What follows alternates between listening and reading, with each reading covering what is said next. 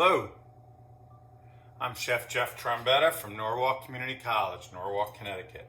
And today we are going to be making osso buco, pork osso buco. These are pork shanks, all right? That's cut from the leg, right where that calf muscle is. And, you know, being pork, so it's cut a little bit wider than as if it was a veal osso buco, which is traditional. So anyway, these are pork, and what we're going to do here is we are going to sear them. No sense using a good olive oil because you want to brown them up, and you're going to go past the smoking point of a good virgin olive oil, which kind of destroys the oil and kills the taste. So, and we're doing it in a heavy gauge pot, and the reason is, and it's a tall pot, and the reason being that we don't want to splatter all over the world. And so we will sear all sides.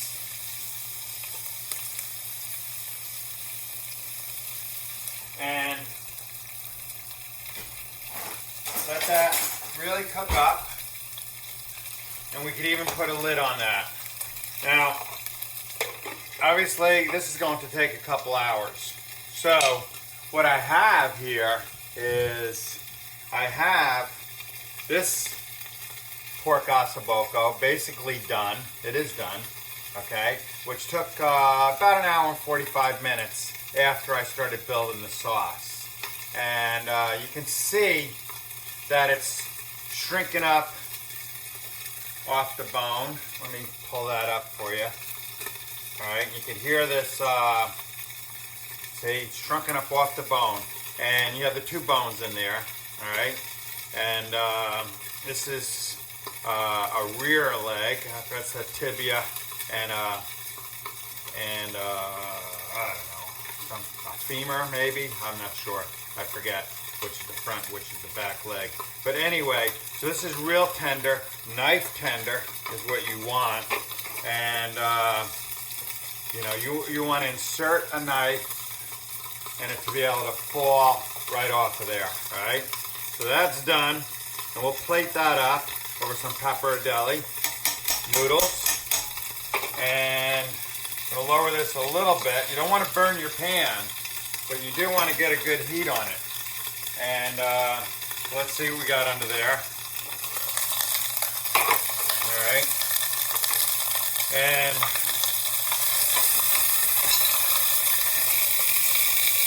so even browner than that.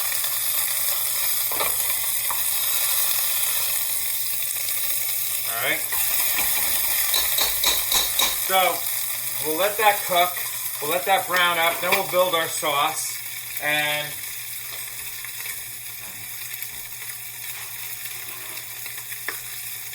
we will cover that. Keep that nice and warm. Incidentally, so you don't burn your pan, you see that lid? That's a number 10 can lid that I cut off the tomatoes.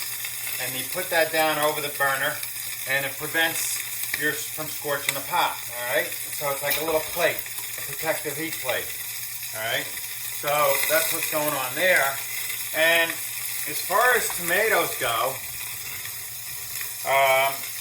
whole peeled tomatoes in juice, all right? You know, restaurant beef. I'm going to put a half a can for those two osso bucos and those two pork shanks, and that'll just about cover it. This is a braising application. Braising means like pot roast and stew, cooked in moist heat, and tomato sauce being the mother sauce. So, and what I'm putting on the gloves because I'm going to crush these tomatoes. And to me, this is the only tomatoes you buy in the can. This whole peeled tomatoes in juice. All right? Because you could see the quality. Okay, there's nothing hiding it.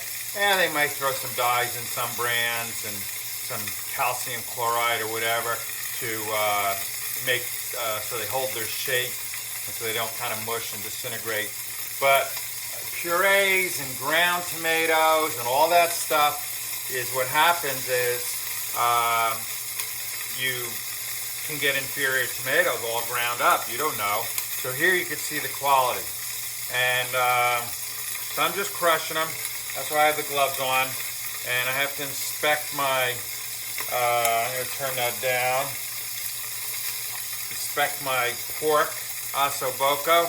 We're going to be hitting that with carrots and onions and garlic and white wine and tomatoes.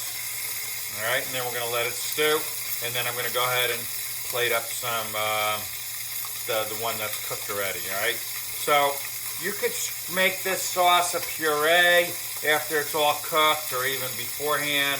These tomatoes, I'm going to keep it kind of rustic, so you have these tomato fillets, you know, pieces of tomatoes. You can see the onions, you can see the carrots. Okay, osso buco is kind of a rustic dish anyway, and so we're going to keep it that way.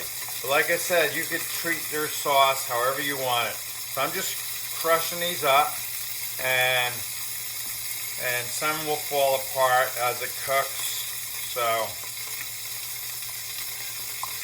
I think that's crushed enough. Now the problem with whole peeled tomatoes in juice is it has a tendency to make kind of a skinny, a thin sauce. So, you know, you might want to add some paste to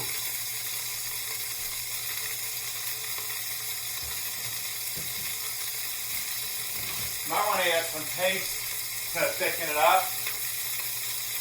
But okay. So let's see what we got here. Let's turn our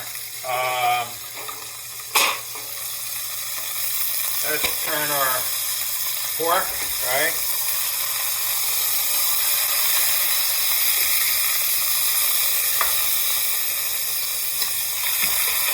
There we go. Yep. So you can see, brown. Don't be afraid to brown it up, okay? A lot of that's going to get washed off from the liquid of the tomatoes anyway, right? And I like to use these little pie tins. They're really handy. They're covers. I can store my utensils in them and what have you. All right. So we're going to kind of rush this along, and I'm just going to show you. So that's, you know, it's a pretty large Spanish onion, diced. You know, one whole onion, quarter-inch dice, and that's one large horse carrot, Canadian carrot. See, we don't buy the big carrots in the store. We buy nice, thin, tasty, delicate California carrots. But these Canadian carrots that come in these 50-pound bags are, you know, really packed with flavor, and they're not as sweet and delicate as a California carrot, but they are, you know, what we cook with. In other words, the fond de cuisine, the mirepoix, right? So anyway, we're going to be, let that cook down, and we get our garlic ready, and before we add our tomatoes. And so, as far as your garlic goes, again, I think I said this in my last video, a nice purple hue, okay? It means the garlic's kind of fresh, and see how it just crushes easy? If this was kept in the refrigerator, it wouldn't crush so easily. So we're going to have garlic for 2 applications. We're going to be sauteing a little bit of greens because I have, and I think it's a nice marriage and goes nicely with the pappardelle and the osso buco. And so we're just gonna, I'm gonna keep these, about 5 cloves. So we got a half a number 10 can, which is really about 3 1/4, 3 1/2 pounds of tomatoes and juice. And you had 1 large onion. You had 1 large, I mean not like a California carrot, 1 large, you know, thick carrot, long, diced up, that kind of thing. And so, so now we're going to leave this, a lot of it's going to melt I'm going to put about 5 cloves of garlic in there, right? And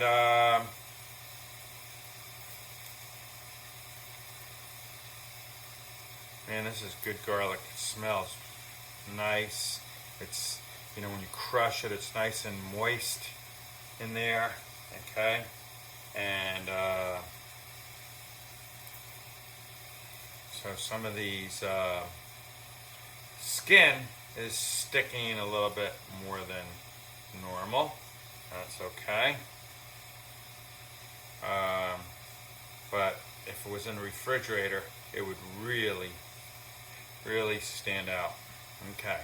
So now, a lot of times when you saute vegetables for soups and stews and osso buco, you got to let them cook. All right.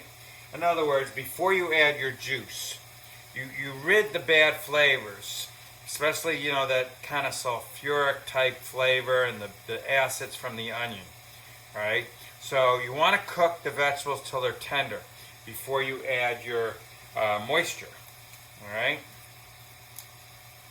So that's very important. So you taste your vegetables and make sure they're not crunchy. That's how you can tell. All right. So get rid of that, your debris, and okay, and we'll get some more garlic cut momentarily. So turn that up, right? But we didn't sear our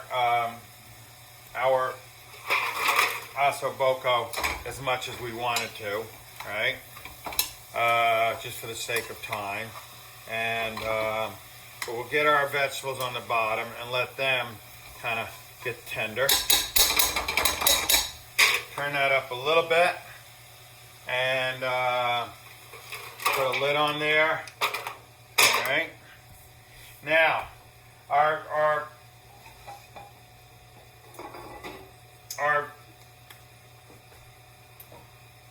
single pan back here, you can't see that. That's going to be for our greens, and we're not going to do that on high heat, so we can use a decent olive oil, right? And these pans are warming up. This pan here, this wok type pan, is going to be for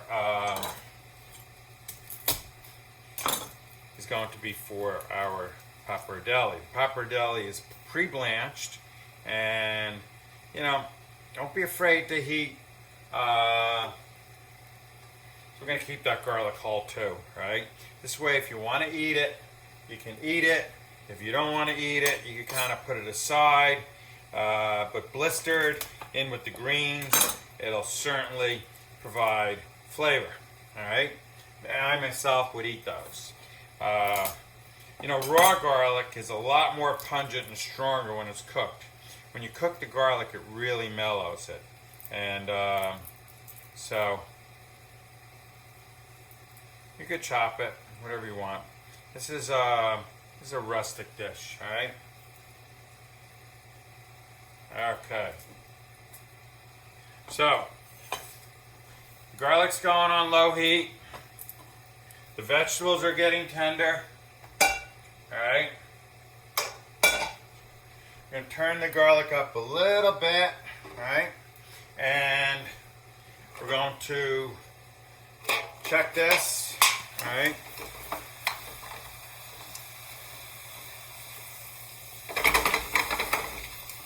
Alright. Alright, that gets a little hot up there, so we'll take that off. And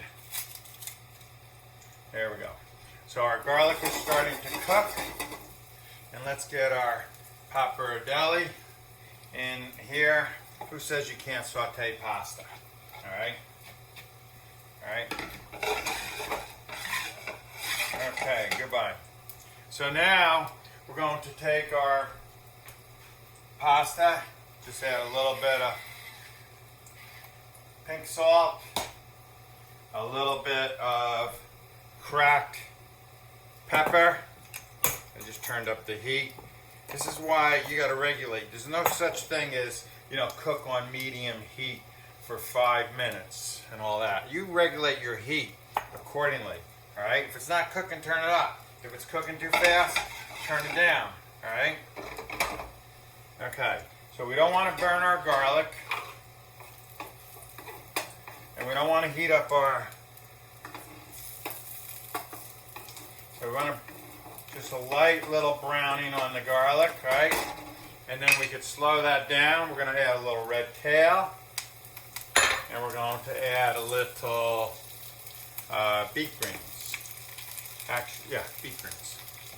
That's right, red kale and beet greens. So we got the reds happening in there, because the beet greens have red stems. All right. Now, don't make a mess if you can help it. Just toss that around. All right. And so, don't let it, kind of flip it over here, because, it wilts quickly, but the bottom gets wilted and the top doesn't.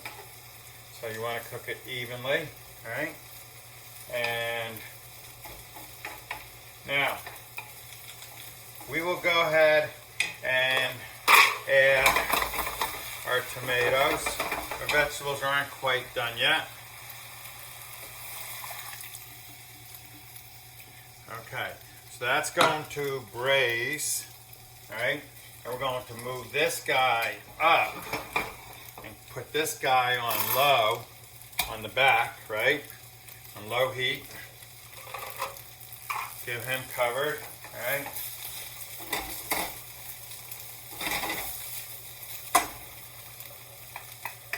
All right. Turn that off. That's already cooked.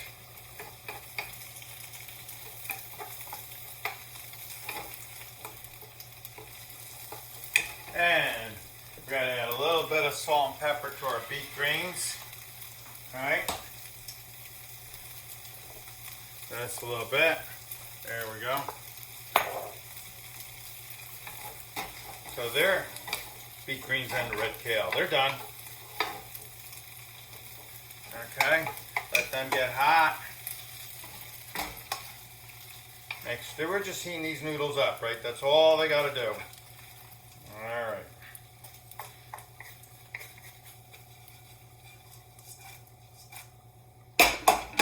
Alright, because they're going to go down on the plate first. Look at that. That's pretty nice. Alright. So let's take our plate.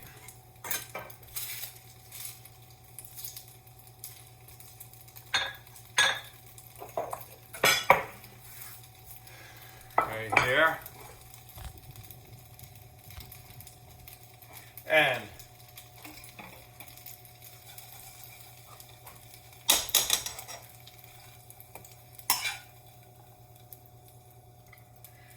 we're going to put our greens on the side.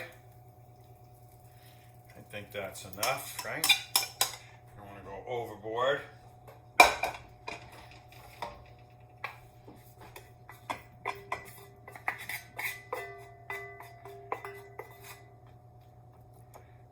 There we go. Beauty, beauty, beauty. And let's get our osso buco, our pork osso buco. Put it right there. All right. And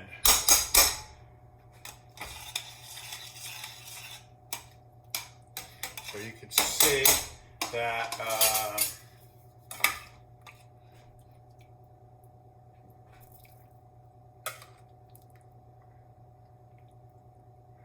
so this is rustic, right?